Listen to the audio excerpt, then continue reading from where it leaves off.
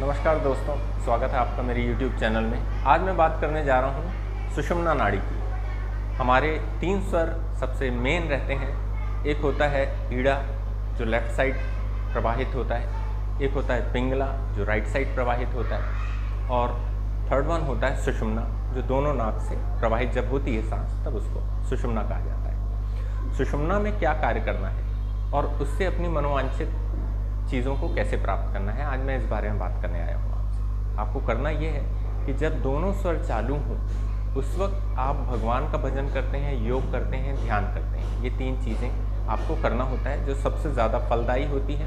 इसका फल करोड़ों गुना ज़्यादा मिलता है, तो भगवान की भक्ति करना है। लेकिन कभी कभी ये प्रॉब्लम आती है कि दिन में कई बार सुषुम्ना स्वर चलता है, मतलब दोनों छिद्रों से हमारी सांस लेते हैं हम और छोड़ते हैं। उस वक्त आपको ये करना है कि आप एक कागज़ में सबसे पहले अपनी मनोकामना को लिख लीजिए, कम शब्दों में, स्पष्ट शब्दों में। उस मनोकामना को आप जब सुषुम्ना चलती है तब भगवान को सबसे पहले ध्यान करिए, अपने अभीष्ट को ध्यान करिए, अपने माता पिता का ध्यान करिए, अपने गुरुजी को ध्यान करिए, और उसके बाद फिर आप उस मनोकामना को दोहराइए कम से कम 11 बार या 51 बार या 108 बार। और ऐसा करने पर उसका फल आपको त्वरित गति से प्राप्त होने लग जाता है। इसका चमत्कार आप बहुत कम समय में देख पाएंगे। जब सुषुम्ना स्वर चलता है तब आप इस तरह से अपनी मनोकामना लिखिए जो कम शब्दों में हो और पूरी हो रही हो या हो गई हो, इस तरह से आपको लिखना है। जैसे कि मेरा एक बिज़नेस है या मेरा कंप्यूटर इंस्टीट्यूट है, तो कंप्यूटर, थैंक यू भगवान, मेरे कंप्यूटर इंस्टीट्यूट में लगातार स्टूडेंट एडमिशन ले रहे हैं।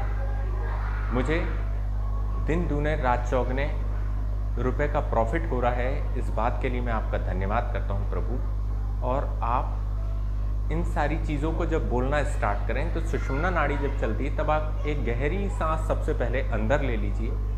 तो सुषुम्ना नाड़ी जब चलती है तो आपको इस तरह से स्टेप्स में लिखना है। सबसे पहले आप लिख लीजिए कि आपको क्या बोलना है, आप क्या प्रार्थना करना चाहते हैं। दूसरी स्टेप है कि आप सबसे पहले एक गहरी सांस लेके उस सांस को अपने पेट तक पहुंचा लें। जैसे मणिपुर चक्र कहा जाता है, पेट में मणिपुर चक्र रहता है, तो वहां तक आप एक गहरी लंबी सांस लेके पेट तक पहुंचा लीजिए।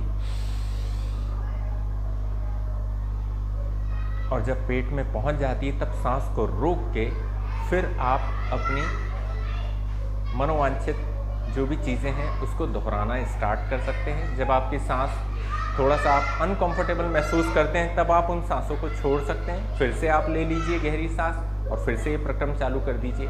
ये जब आप थोड़े देर तक करते हैं तो ऑटोमेटिकली स्वर चेंज भी हो जाते हैं, और जब तक नहीं होते तब तक आप ये कर सकते हैं यदि आपके पास समय है। यदि नहीं है तो आप 4 से 5 बार इस तरह से करें जब सुषुम्ना नाड़ी चलती है, और फिर अपने वापस काम पे लग जाइए जो भी आप कर रहे हैं, या आप स्वर चेंज कर लीजिए जिस तरह का आपको काम करना है। आप कमेंट्स में मुझे बताइएगा ये वीडियोस कैसे लग रहे हैं। Thank you so much.